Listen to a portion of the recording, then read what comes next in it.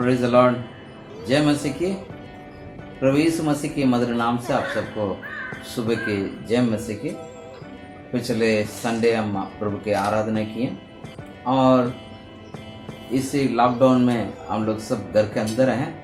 पूरे भारतवर्ष भारत के अंदर हैं, घर के अंदर हैं और हम सब जो प्रभु के विश्वासी, प्रभु के धर्मी जन परमेश्वर को और ताकते हुए, परमेश्वर को वचन का अध्ययन करते हुए हम आगे बढ़ रहे हैं। कल मैं आपको बता रहा था ये समय बुरा है, लेकिन ये आने वाला युग बहुत बुरा है, लेकिन समय बहुत मूल्य, उसको आप सही रीति से उपयोग करो करके वचन से मैं आपको बता रहा था। तो दिन बहुत बुरे हैं, लेकिन हमें परमेश्वर के राज्य के लिए अपने आप को तैयार करना और हमें एक परिवर्तित जीवन जीना हमारा कर्तव्य है। और परमेश्वर चाहता है हमारा जीवन परिवर्तित हो, यीशु मसीह जैसा हो। जैसे यीशु मसीह के स्वभाव ऐसे हमारा स्वभाव हो, यीशु मसीह के जैसे मन हमारे अंदर हो और the same mind of Christ करके वचन में लिखा हुआ। प्रिय, ये सब हमारे लिए बहुत ही जरूरी है और हमें अत्यावश्यक है। और इसी के मैं कंटिन्यू करते हुए आपके पास एक वचन के द्वारा आपसे बात करना चाहूंगा। मेरे साथ निकालिएगा पहला पत्रस की किताब 3 अध्याय उसका 12 वचन। 1 पीटर 3:12। पहला पत्रस की किताब 3 अध्याय उसका 12 वचन। क्योंकि प्रभु की आंखें धर्मी पर लगी रहती है और उसका कान उनकी विनती की ओर लगे रहते हैं, परंतु प्रभु बुराई करने वाले के विमुख रहता है। यहाँ पर हम पहले क्या इसमें देखेंगे, क्योंकि प्रभु की आंखें धर्मी पर लगी रहती है, उनकी कान उनकी विनती और लगे रहते हैं। परमेश्वर हमारे ओर लगे रहते हैं, वो हमारे धर्मियों के ऊपर अपने आंखें लगा रहते हैं, धर्मियों की प्रार्थना के ऊपर अपने कान लगा रखे हैं। इसका मतलब हमारा परमेश्वर ऐसा नहीं है, अनिति वाला परमेश्वर नहीं है, अधर्मीय परमेश्वर नहीं है। Unrighteous, our God is not an unrighteous God, but our God is a God of righteous. हमारा प्रभु अधार्मिकता नहीं है, लेकिन धर्मी परमेश्वर हमारी प्रार्थना वो सुनते रहते हैं, हमारे बोर उनके आंखें लगी रहती है। क्या है, हमें इस प्रकार के विचार होना बहुत जरूरी है मेरे प्रिय। हमारे जीवन में इस प्रकार के बदलाव होना जरूरी है। मैं जिस परमेश्वर को मानता हूँ, मुझे दुखी होते हुए, मुझे परेशान होते हुए, मुझे तकलीफ में होते हुए, मुझे कई प्रकार के समस्या के बीच में मुझे पड़े रहना वो चाहता नहीं है। हमें कष्ट और तकलीफ और बीच में उन सब से हमें उठाते हुए हमें आगे ले चलता है। इसलिए इब्रानी की किताब में पढ़ते हैं, कहता हमारे जो परीक्षा करने वाला परमेश्वर ऐसे परीक्षा नहीं करता, तो हमारे हिम्मत से ज्यादा हमारे पास नहीं होगा, उसको पता है। इतनी सहन शक्ति पता है, हमारे सहन शक्ति से ज्यादा कभी परीक्षा नहीं होती है हमारे अंदर। परमेश्वर उससे उपाय करता है। हमारे मन के अंदर इस प्रकार के बदलाव हुआ जीवन बहुत जरूरी है। यानी हमारे सोच इस प्रकार के सकारात्मक सोच होना बहुत जरूरी है। Our thinking should be positive thinking. क्या है, मेरा प्रभु कभी नहीं छोड़ता। तो वचन कहता है कि बुराई और कहता है कि क्योंकि प्रभु की आंखें धर्मी पर लगी रहती है, उसके कान उसकी विनती की ओर लगे रहते हैं। हमारी विनती को सुनता है, उत्तर देता है, आशीष करता है। प्रियो, मैं इस लॉकडाउन के अंदर प्रभु के वचन और परमेश्वर के अनुग्रह से मैं बोल सकता हूं, हमारे पास कोई कमी नहीं है। हमारे प्रत्येक जरूरत प्रभु पूर्ति करता है। सामान नहीं है, हम लोग बुक किया नहीं आया, लेकिन परमेश्वर व्यवस्था करता है किसी न किसी के द्वारा हमारे पास तक पहुंचे। जैसे हम पहले खाना खाते थे, पहले जैसे हम जीते थे, वैसा अभी भी जी रहे हैं। क्योंकि हमारा सोच कैसा है, हमारा सोच ऐसा है कि हमारा सोच सकारात्मक है। हमारा प्रभु कभी हमारी प्रार्थना को अनसुनी नहीं करेगा और प्रभु कभी भी हमारे जो इच्छाओं को पूरा करेगा, कभी भी हमें ठुकराएगा नहीं और उसकी आंखें हमारे ऊपर लगी रहती है। मैं एक एग्जाम्पल बताना चाहूंगा बाइबल से, उसका हम देखने के लिए कोशिश करेंगे। उत्पत्ति किताब में यदि हम देखेंगे 21वां अध्याय में क्या हुआ कि वहां पर अब्राहम को और सारा को परमेश्वर ने एक सुंदर से बेटा दिया बड़ी उम्र में। कितने उम्र में? एक जबरदस्त उनको उम्र में, यानी बड़ी उम्र में जो साइंस के अनुसार नहीं हो सकता बच्चा, उसी उम्र में उनको एक बच्चा मिला, बच्चा मिल गया। Praise the Lord, hallelujah. तो वहां पर क्या हुआ कि उनको पहले से जो अब्राहम को बच्चा को परमेश्वर ने वायदा किया, उस वक्त सारा ने इस प्रकार से सोचा, नहीं मेरे तो अभी जो गर्भ मर गया, अब इसलिए मुझे बच्चा नहीं होगा, तो अच्छा है कि मैं क्यों मेरे जो नौकरानी जो है हाजिरा, उसको द्वारा बच्चा ना हो जाए। और उनकी गलती की वजह से उनके साथ एक बच्चा हो गया, और उसको हम इस्माइल करके हम पढ़ते हैं वचन में।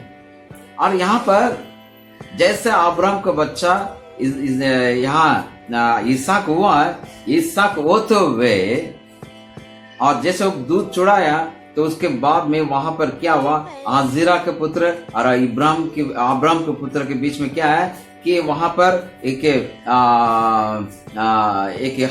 हंसी के कारण बढ़ गया। क्या है ये मैं पढ़ता हूँ, बड़ी ध्यान से सुनिएगा। 10वां वचन में 21वां अध्याय का, यानी जेनेसिस 21:10। इस कारण उसने अब्राहम से कहा, इस दासी के पुत्र सहित निकाल दो, क्योंकि इस दासी के पुत्र मेरे पुत्र इसहाक के साथ बागीनर होगा।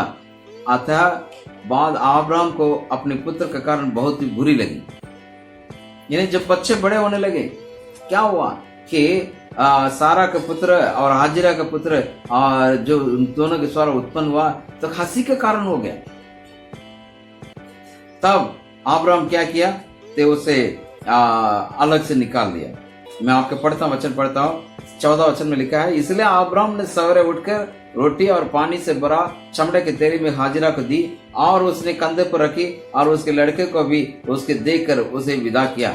वो चले गई और बेर्शेबा के जंगल में भटकने लगी।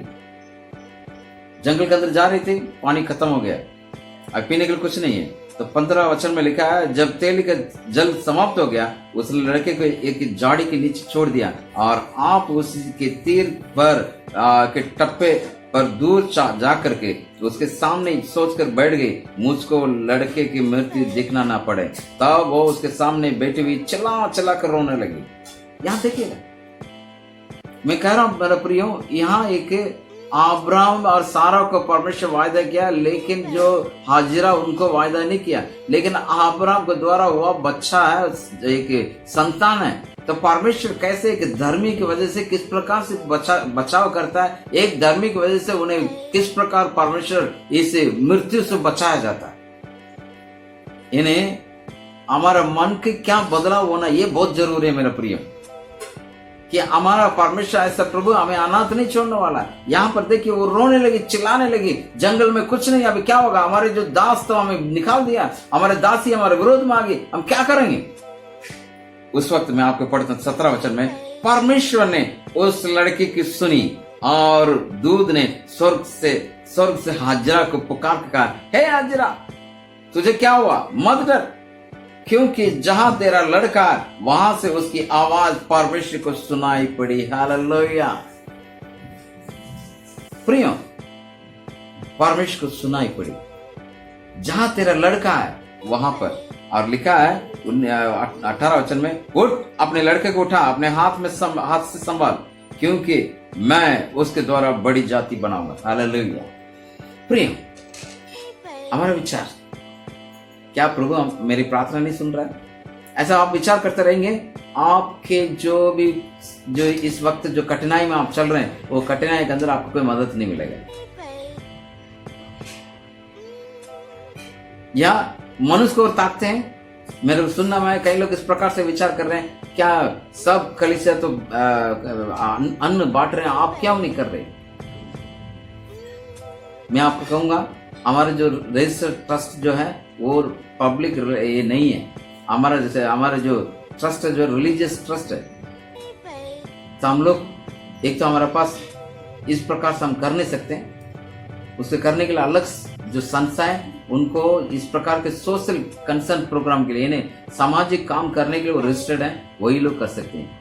हमारा जो है रिलीजियस ट्रस्ट है, पब्लिक ट्रस्ट नहीं है।